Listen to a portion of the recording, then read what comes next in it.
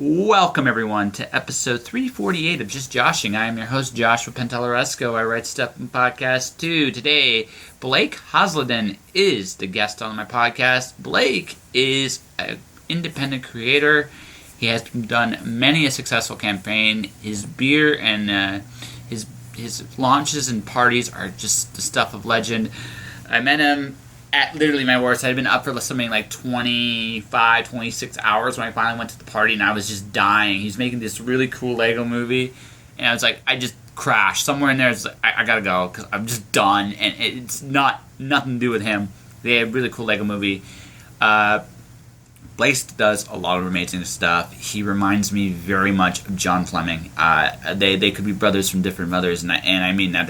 He is awesome, and it was a pleasure to meet him. I really enjoyed having this conversation. I hope you guys like Sparkle, because that definitely shows up here.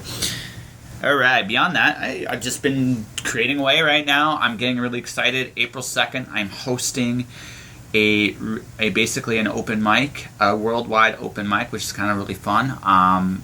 Jim Jackson's brainchild. I'm just going to be the pretty one or something to that effect anyway as I host. I'll try not to make too much of an ass of myself. That's this April 2nd. 6 p.m. online. Check check Jim Jackson's info. Actually, so I'll just say talk to Jim for how you can access it. There will be a link. You can come click in, join in, and who knows, maybe I'll ask you to read while we're there. So bring something cool. All right, guys, let's get to the conversation, shall we? This episode of Just Joshing is sponsored by Indie Imprint. Indie Imprint supports creators by creators. Whether you are writing a book or creating a video game, Indie Imprint works with its clients to produce, edit, and present their projects to the world. For more information, check out their website at www.indieimprint.com. I'm going to just turn this on, so just keep going. But it hadn't occurred to me that doing business in Canada, because this is our first Canadian tour, that I would need to do a separate setup to make Square work in Canada. So at the moment, I can't do credit card. So that's the other reason I wouldn't have been able to buy a book of yours last night either. I didn't have cash on me. Yeah. And I saw you had Square. It was like I wasn't sure. Yeah. I think I'm gonna pick up on it. Like I got basically in my head. There's 3 books I was gonna get. This was one. Sure. Right. Which one is that? Venetian Job by Ryan McFadden. I haven't read that yet. Looking forward to it. Yeah. I got a chance to meet him. It's cool that me, Ryan, and Sandra are all Londoners. Like we are right. Sure. So it was kind of a cool thing. I don't live in London anymore. Sandra lives in London right now, and I think Ryan lives in London. Right? I just did a long-term project there. Actually, I was London for 50 days. This last. It's an interesting city. Yeah. Well, it was. So my day job is one. So I might as well have been in a warehouse in Cleveland. So I was 50 days there. My hotel was 3 blocks from the Tower of London. I never actually saw it. I wish I could have gotten to spend more time actually enjoying the city instead of reviewing financial records and catching bad guys. So that actually does suck. I'm sorry. Yeah, it does. It does. Yeah. I mean, no, we caught a set of bad guys. They got referred for prosecution. So that part's nice, right? So I can say crime fighter, right, as my day job. But I would have actually liked to have walked around a little bit, like I get it. A little bit. I get it. Bit. No, but that doesn't always work that way.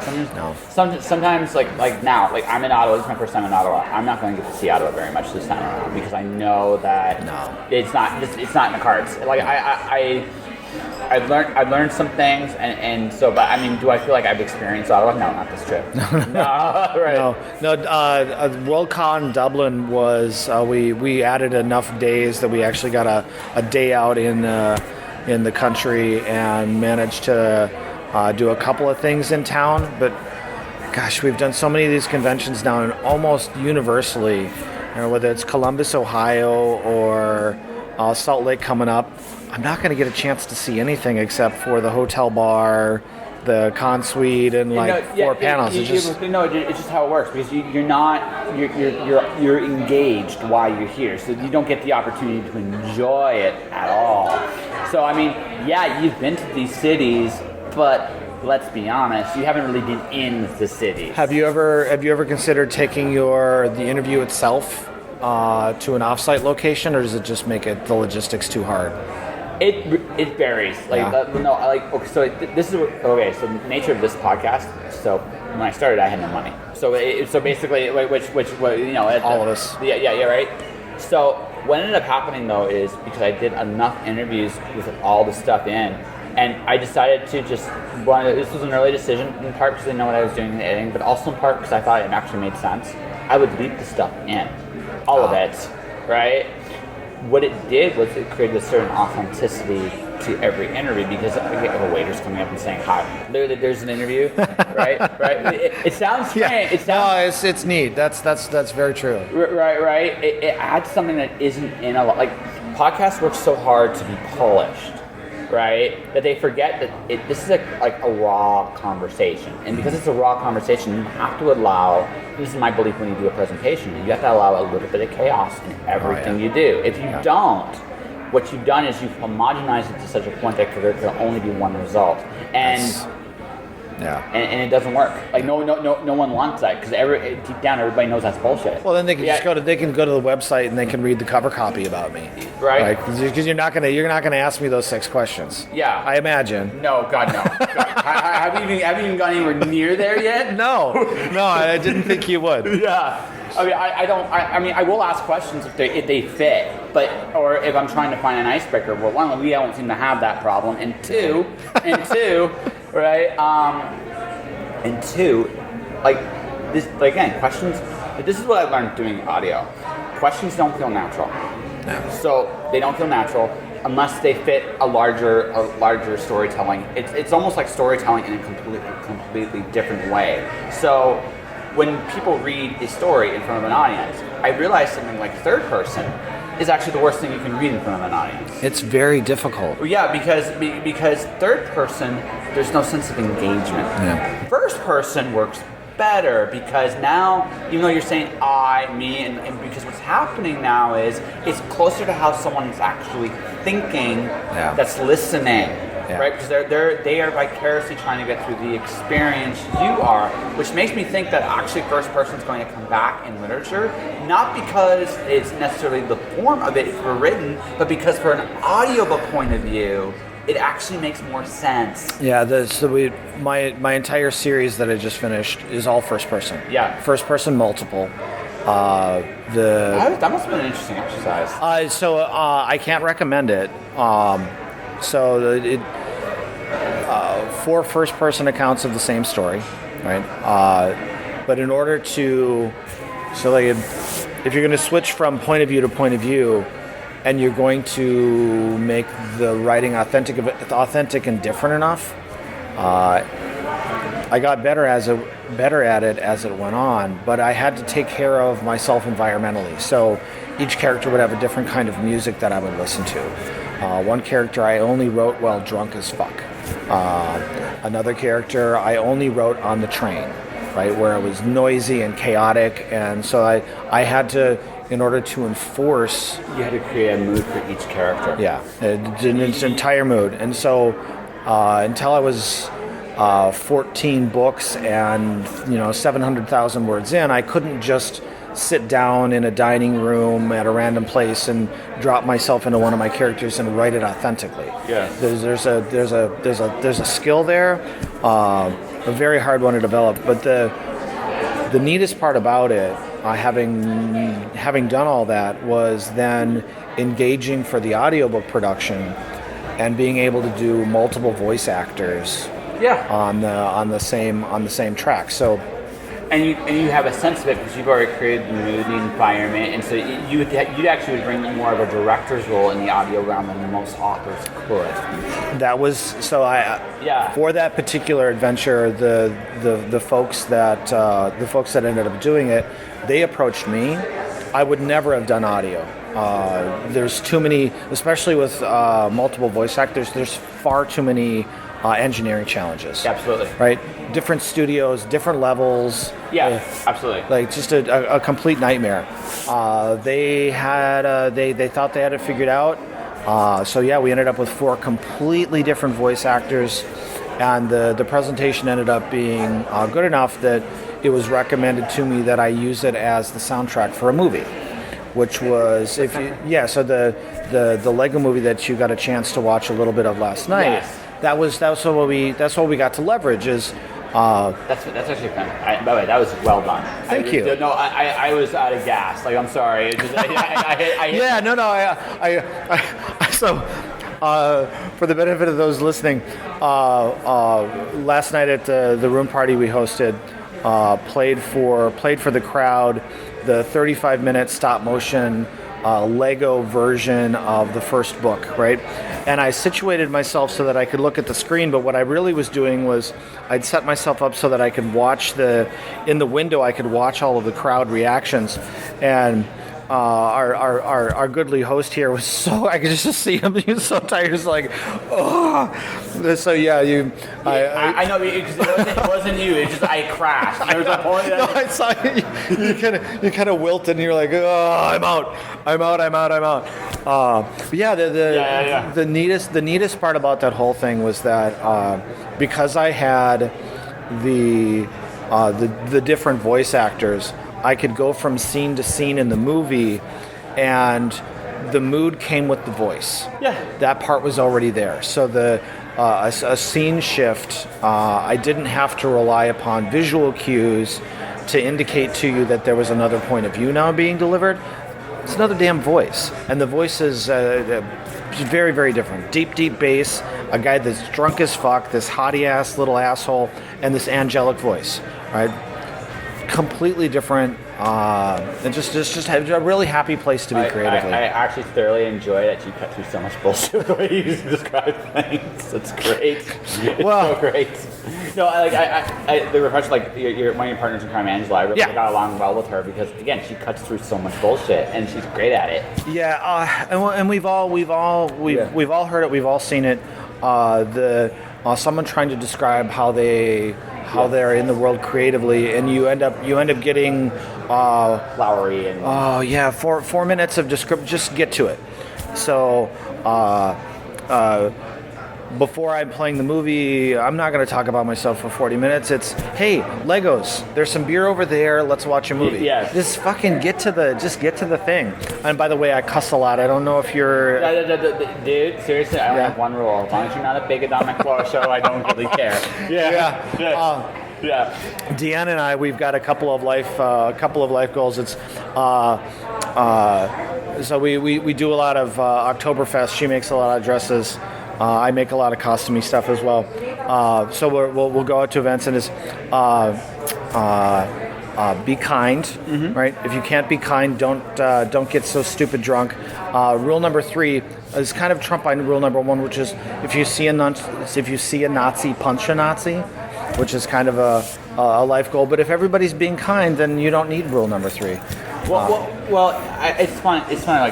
Like I've learned this. There's that wonderful balance of being kind, yet being just enough of an asshole to have a spine, right? And most of us learn how to be kind really early, but no, most of us don't learn how to develop a spine. The spine usually comes after life kicks your ass a little bit. A little bit. Yeah. A little bit. That's usually when the spine comes. And then when the spine comes, you're like, okay, I have a nice, wonderful equilibrium and a balance, right? But it getting to that point is tricky. And then when you get the spine, the initial reaction is to take it out on everybody, in which case you deserve to be the recently woke. Yeah. Well, and I know I went through that phase. Yeah.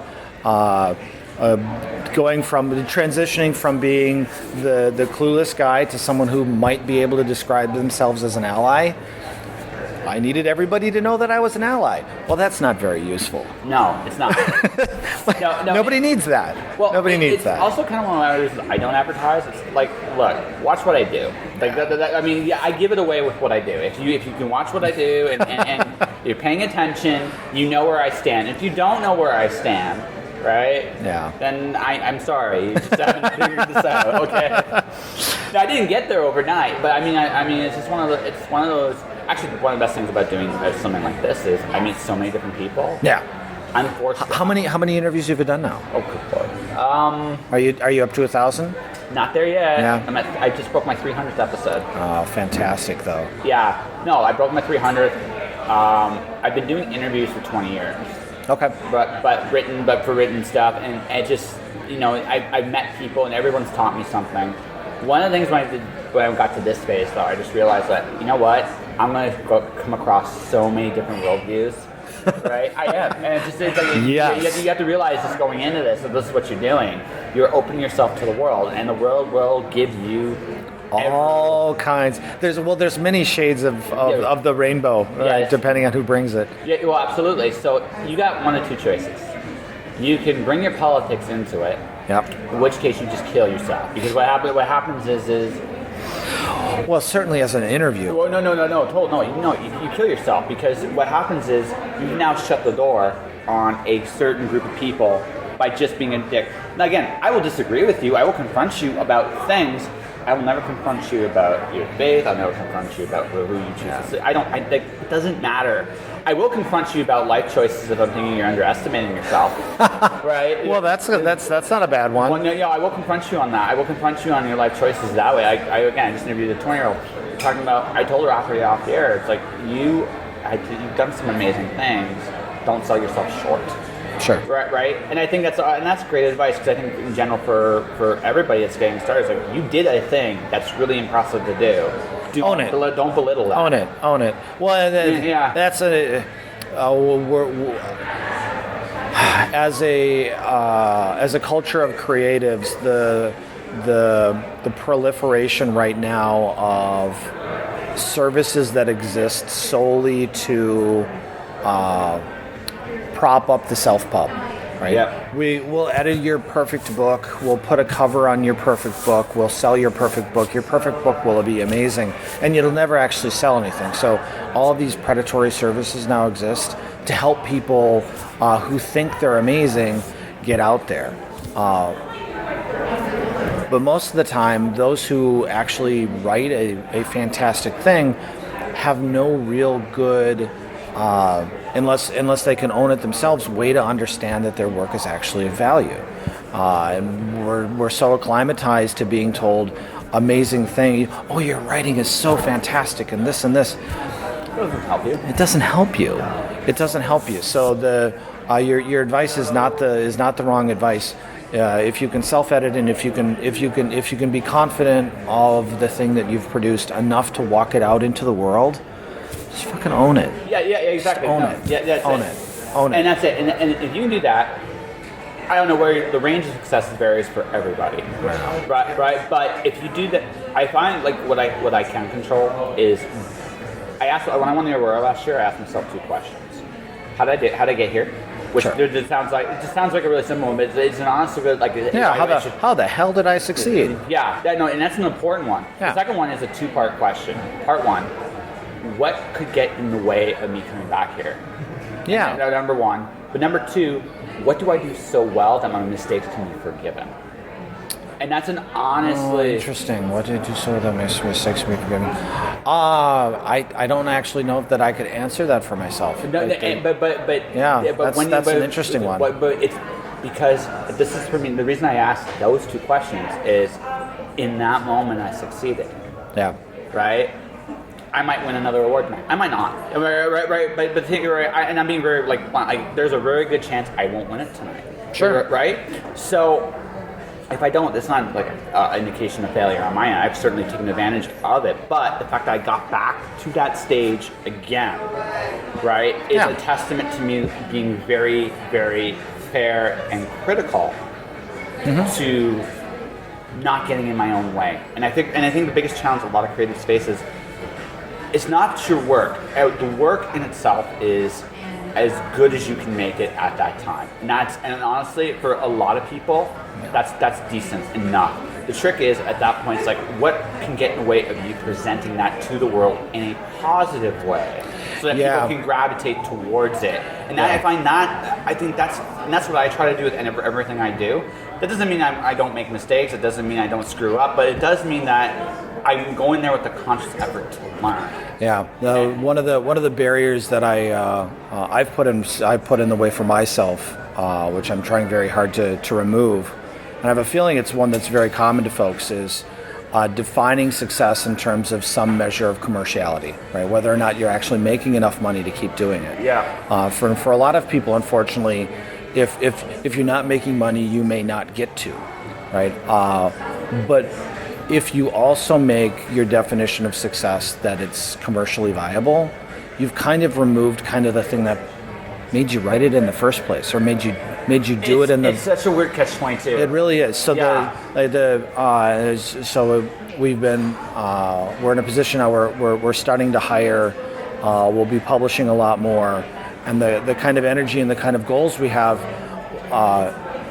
By virtue of our recent successes, I'm no longer concerned about whether or not a particular event or a particular title is gonna make bank. Yeah. So now I've managed to remove from my brain that every creative decision needs to be a financial one. Yep. And so the kind of the new place we're at is, and hopefully we can stay here for a very long time, is we're going to do beautifully destructive creative things, and they may or may not be awesome, but the goal is to just go do it, right? So if it's an anthology about the sour earth, or if it's a podcast about the strange things people drink, or a series of novellas about costume porn in the 20s, Sophie and the G-Man, right? Those are three of the things that we may or may not be doing in the next 18 months.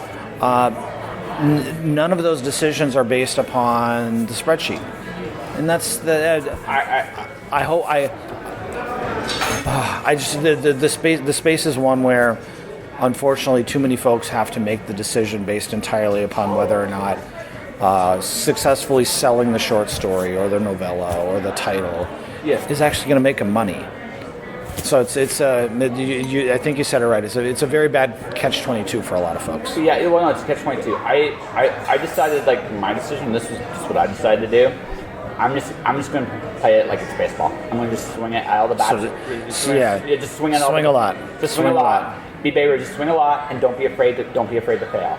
And it's okay if I do 21 projects and 20 of them don't make any money. I'm great with that, right? Because it's not about. Well, one, I've learned this too. My failures have all led to somewhere good, even my failures. And two,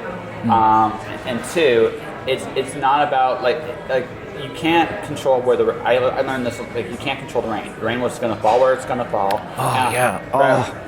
Right. Yeah. No. So talk about. So this is doing it badly. Yeah. So an open air event in Chicago, and I'm forgetting the Printers Row. They hold. It's a 2 day long. 50 vendors in tents, all writers. I'd done it many years in a row, and I put down the money. I got my own tent, and then I brought in a bunch of authors, and we filled the place up. It rained, right? So I'm out of pocket for the tent. People's books got wet. Their stock was ruined. Yeah. It was a financial disaster, and I had socked that event so hard against my soul as a creative. Like I'd spent like 3 years worth of my bankroll of profitable ventures to try to do this thing, right? Where I was, and I did not wear that failure well. It was. And just in terms of but it wasn't your fault, and that's kind of a hard thing to swallow. So swallowing that pill took me way longer than it should have. I think I wore that one around for like 18 months. Right? No, it's we all do that. There are definitely pills I had to swallow, and so I've certainly held on to them longer than I should have. Yeah, right. No, so I just like all these wrecked books and all this money lost. You know what? Find something else. Like, move on. I was fortunate enough that I could soak the loss. The recommendation, fail fast and move on. There's a bit of arrogance in that statement, because for a lot of folks, failing once, like they only have money enough for 1 or 2 tries. So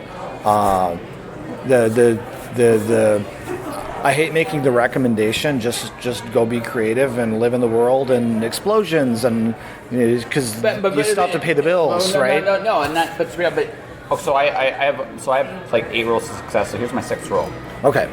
no excuses. You do exactly what you want to do. And the reason I say that is, given any circumstances, no matter what your financial or anything like that, I find that people do exactly what they want to do. The only real question is, there's only really one question with people. Do their desires dictate their reactions, or do they control their desires? That's the question with that's the question with the person. Because ultimately, I'm not saying there's not repercussions, I'm not saying there's not consequences. What I am saying, however, is no matter what the situation is, you're going to do what you damn well please anyway. So the question is, are you letting your impulses own you, or do you own your impulses and your decisions? Yeah. Right? I know I have been on the wrong side of that for a very long time. No, lots of people are. Yeah. We all make that mistake. Like, hey, look, I see a pretty girl. My impulse is to ask her for a drink, right?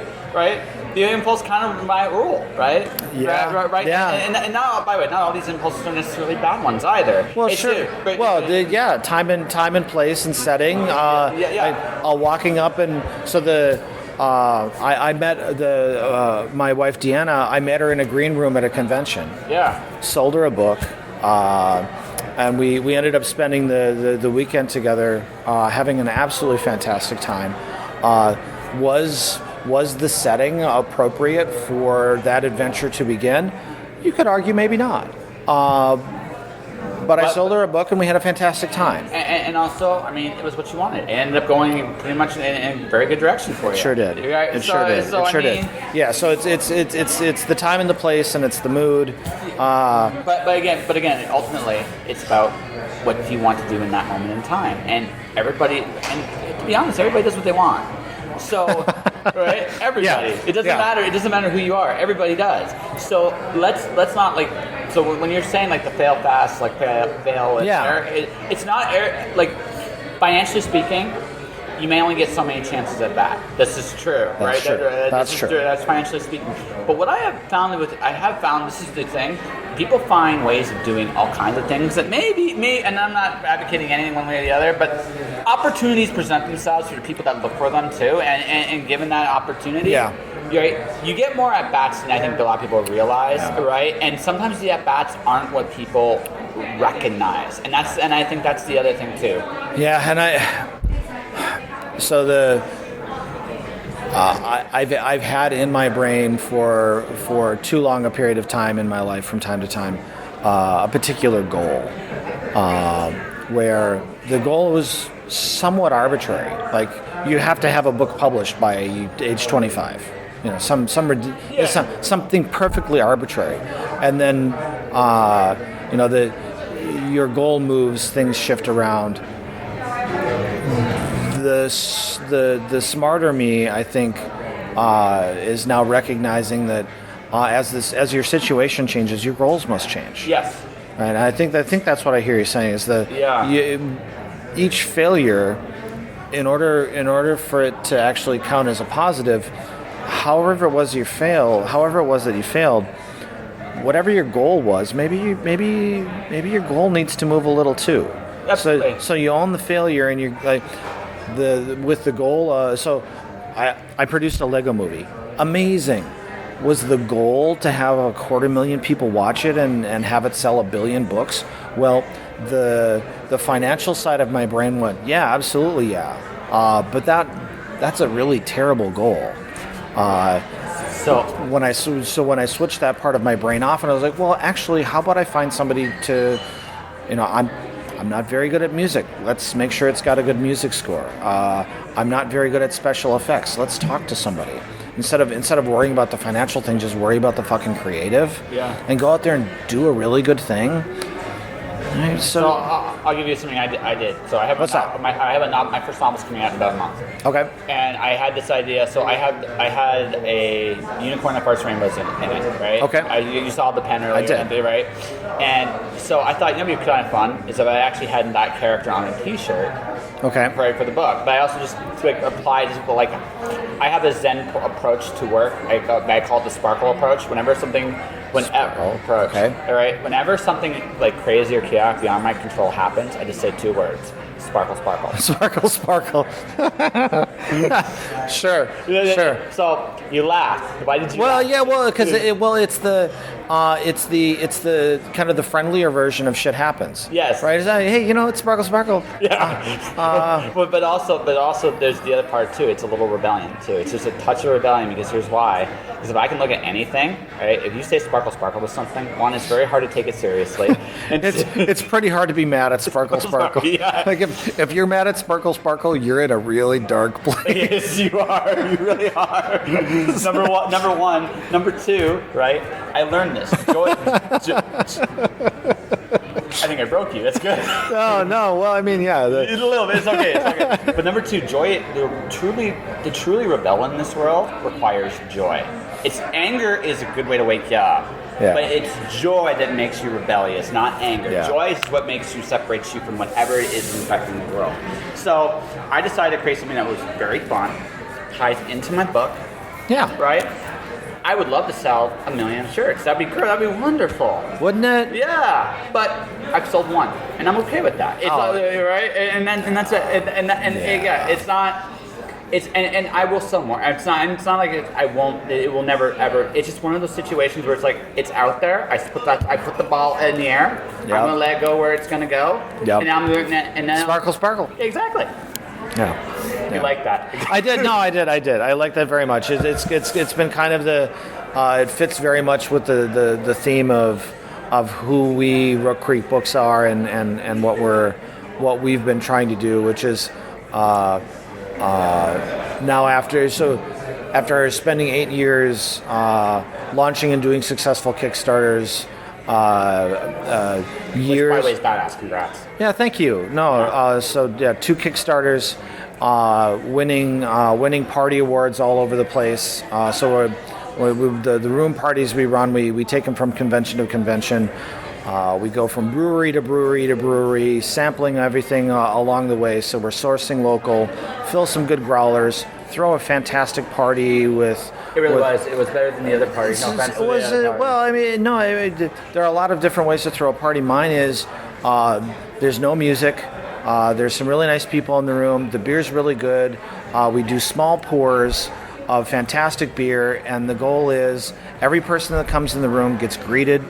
They get an opportunity to meet me, to meet everyone in the room, and I make sure as I'm walking around that nobody is just standing there. Yeah. And so my kind of operating premise is every orphan in the room needs some friends. Yeah, that's right. Right. So sparkle, man.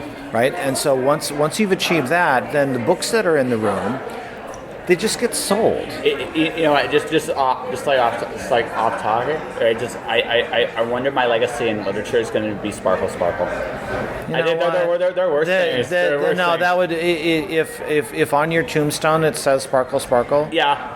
I think I'd be okay with that. Yeah, I think I would too. It's good. Yeah, that's not bad. No, I think I did. I think I've done. I think I stumbled onto something there. No, you certainly broke me. That was properly funny. Yes. So, but I mean, that's like. But in all seriousness, you sound like you're happy doing what you're doing.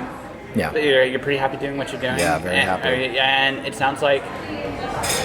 There's a point, I say this when you're young, you're taught to build certain walls up for yourself, and certain expectations up.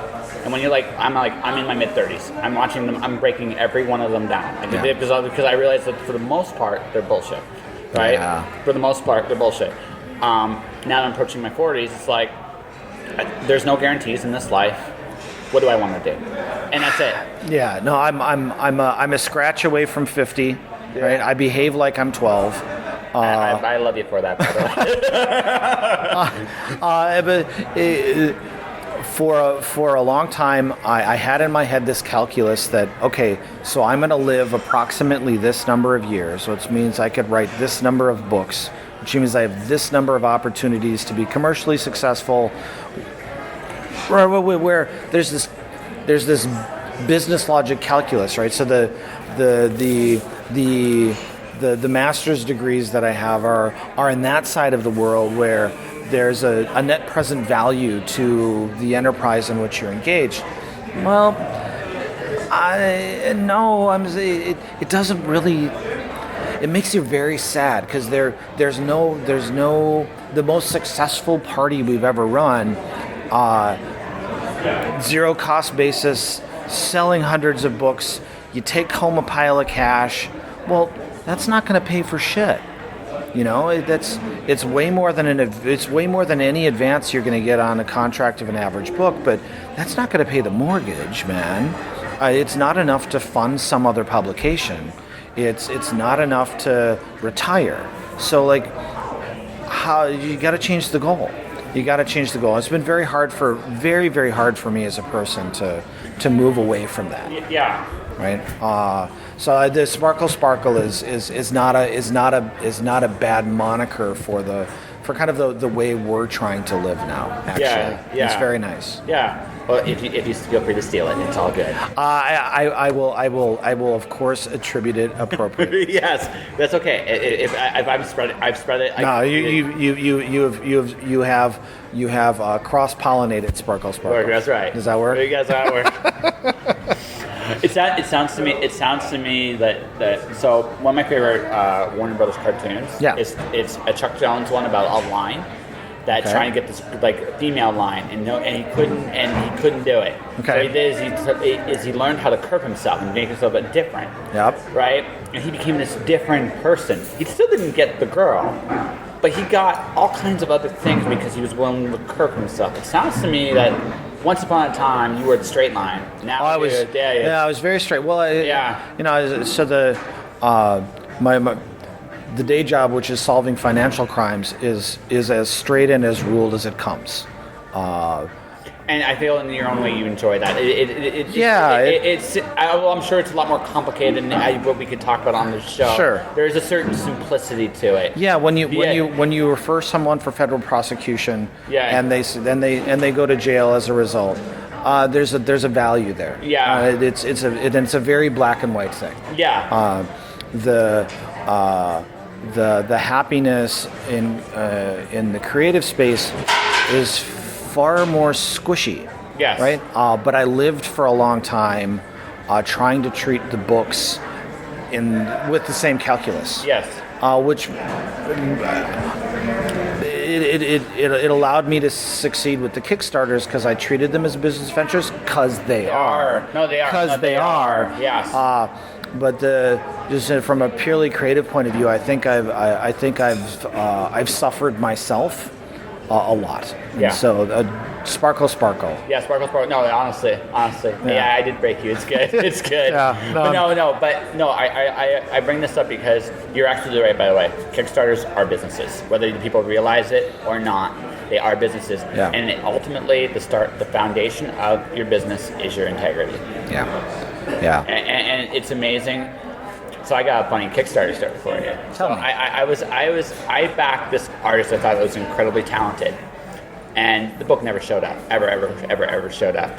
Years later, so I have a book that's about ready to come out. It's a prequel. I'm going to be building a board game book combination sometime next year. Fun. Right, but this is a little prequel book. Yeah. Met a really talented artist. She's on a right now around the world trip with her significant other, and it's great. We had a great little talk about the creative stuff before she left. I hope to get to work with her again when she comes back. But when I was going to hire people, he popped up for me to hire him. Interesting.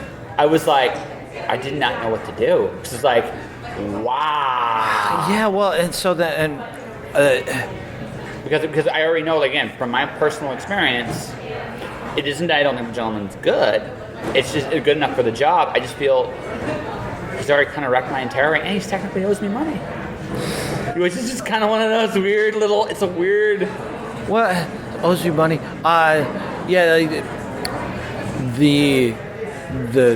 The worst place to put yourself in, I think, is to do something like Kickstarter, where there's a creative goal, and then not deliver.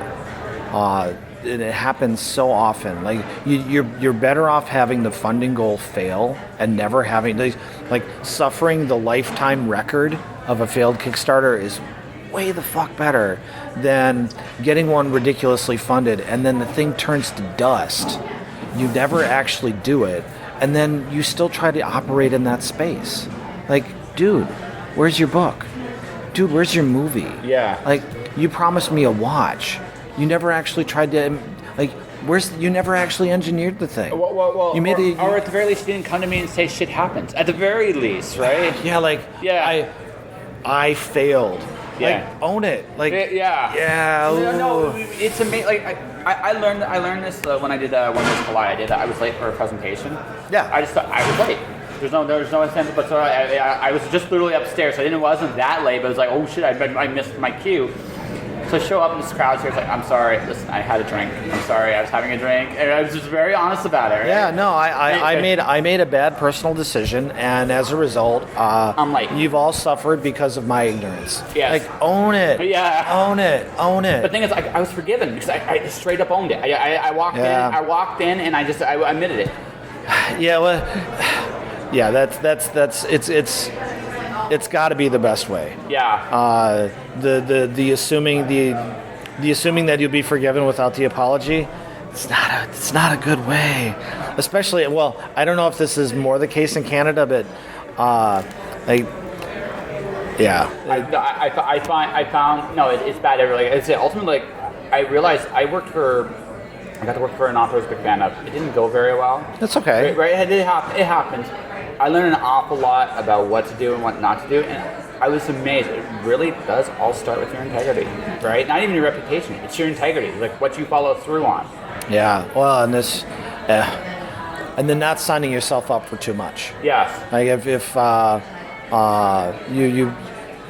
you know in the next 18 months that you think you've got enough for 10 creative spoons, chances are you're lying to yourself. You've probably got enough juice for two. Two or maybe three. Yeah, maybe. Yeah. Maybe. So once you've committed to two things, if you're thinking about a third, like it better be worth your while. In like some yeah, way. I mean you're sprinkling grit and you're sparkly pretty fast, right? You start signing yourself up for shit you just can't fucking do. Yes. Yeah. So I don't know what I'm going to what we do in the next 18 months. Not sure yet. We look forward to putting it out there. It's only going to be one or two things though. It's not going to be 9. No, and that's it's not going to be 9. So it can't be. So I think this is the first question I've actually asked you this whole interview. Are you ready for this? Fire away. What's the biggest thing you've learned doing your your Kickstarters? What's the biggest thing you've learned from doing all of them? The biggest thing that I learned. The Kickstarter certainly reaffirmed some things I understood about how you sell and how you market. What did I learn though? You always learn something doing an endeavor. It's harder when you succeed though, because you do a lot of things right that you know, but there's always fine things you can learn. Fantastic question.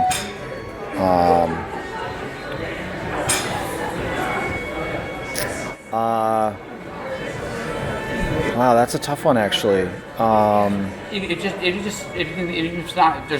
there's a tiebreaker in that one, that's fine too. Geez.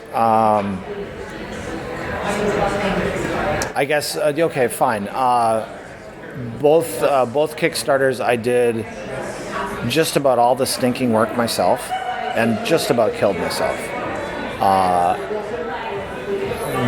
Being able to delegate and actually letting it go. I think I learned to trust a little bit more my instincts for the people that I can and cannot trust, so that you can say, will you do X? Yes. And then letting it go. I think trusting people, just enough to let things go. Very hard to do. Especially for a creative endeavor. Well, yeah, because it's your baby, right? It's your baby. Yeah, it changes things. When I first saw a book with my name on it, when I first saw a successful Kickstarter with my name on it, the natural reaction from the world that I come from is, okay, so I need this lawyer, and I need to guard against this, and I might need a bond for this. Or you start guarding yourself against these failure ports. the creative space doesn't like that so much, and you're far better off finding other creatives with good energy and making sure that it actually gets delivered rather than shutting the hell down and guarding yourself all day long. What I find, the only thing I do is with creatives, especially with friends, we have a contract. Yeah. Not for when things go well. This is when things go. They do and sometimes go to shit. And when it happens, that way nobody has any hard feelings. That's a big part of how we've been behaving. And this came very much out of the day side. And as I say it out loud, it feels to me like it shouldn't be a mystery, but it still turns out to be news for a lot of folks. Everybody should be getting paid. Everybody should be getting paid pro rates, and everybody better have a contract that says that they're going to get paid pro rates. There's so often, oh, hey, I got this thing and I did it, and can you do this for me? Okay, well, I'm an editor, Blake. Thanks for reaching out. How about I actually get paid for the work, right? If you need things done, you have to be able to pay for them. So if you can't do it yourself, and it's one of the hurdles, is just making sure that everyone, whether it's the ad copy or the cover art, internal art, editing, your legal advice, everybody should be getting paid, and everybody should have some kind of piece of paper somewhere that says how that should be defined. It's just the kind of the basics, but every time I say it out loud, I have people just go, "What? What are you talking about? That's so much work." But it's necessary work. Very necessary. Very necessary. And especially with strangers, it's easy to do this, but with friends, you must do this as well, because with friends, humans get hurt a lot quicker. One of the rules that I try to live by is never do business with friends or with lawyers.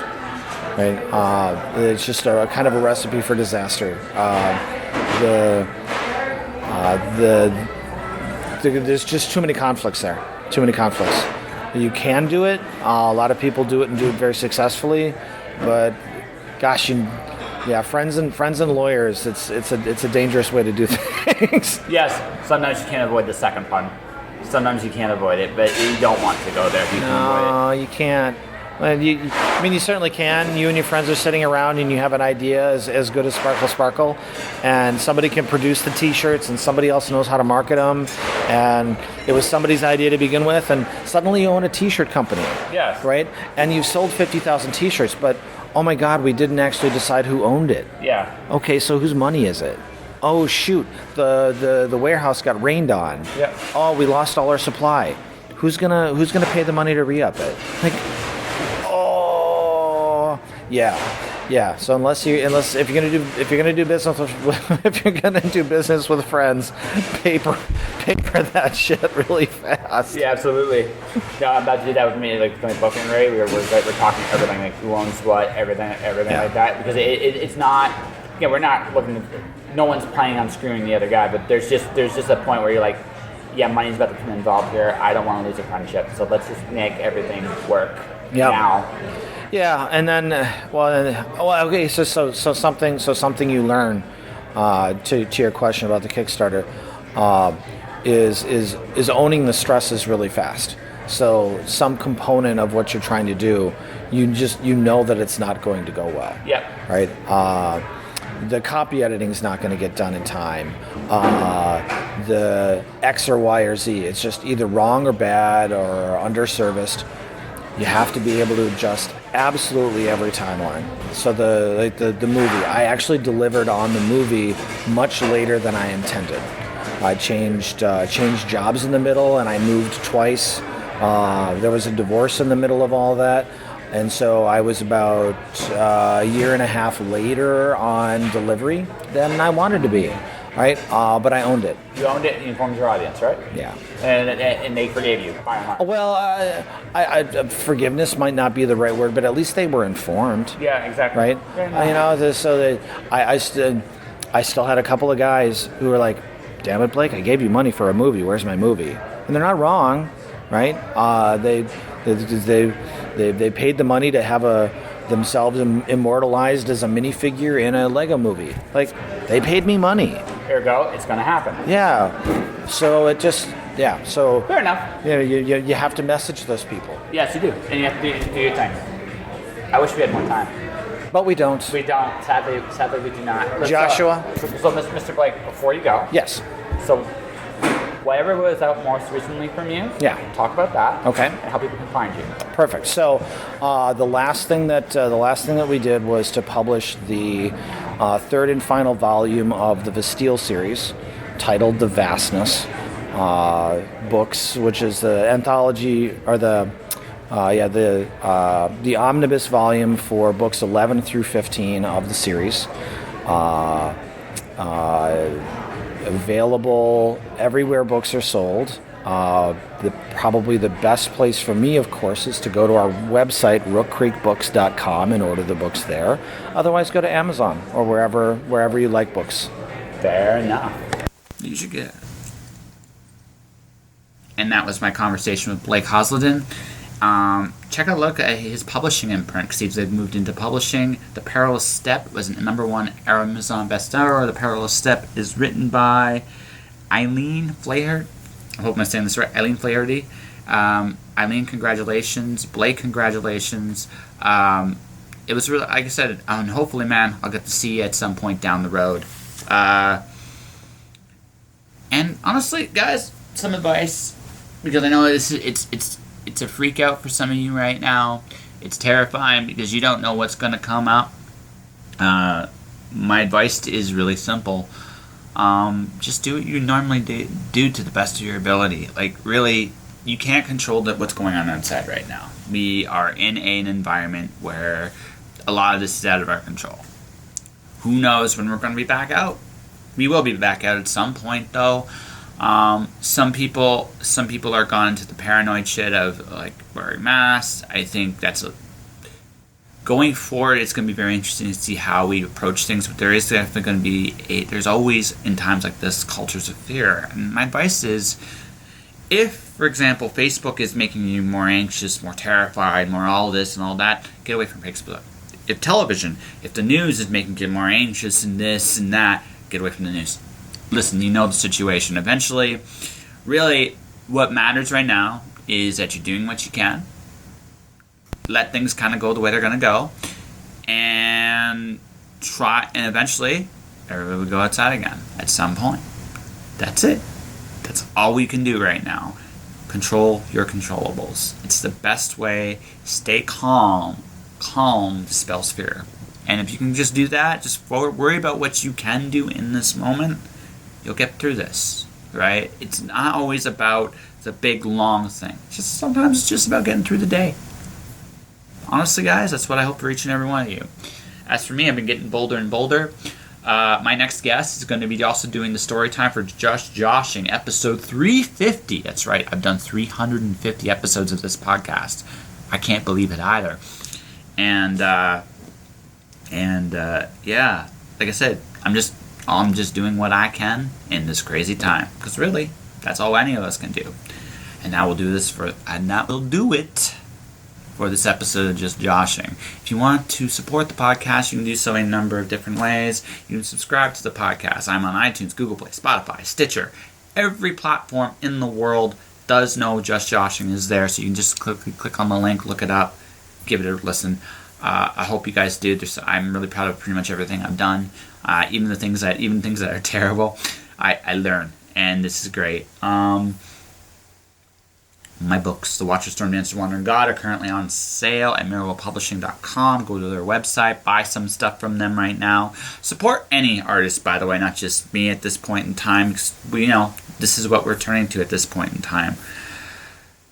I have merchandise at jpenteloresco.redbubble.com. Click the link in the description.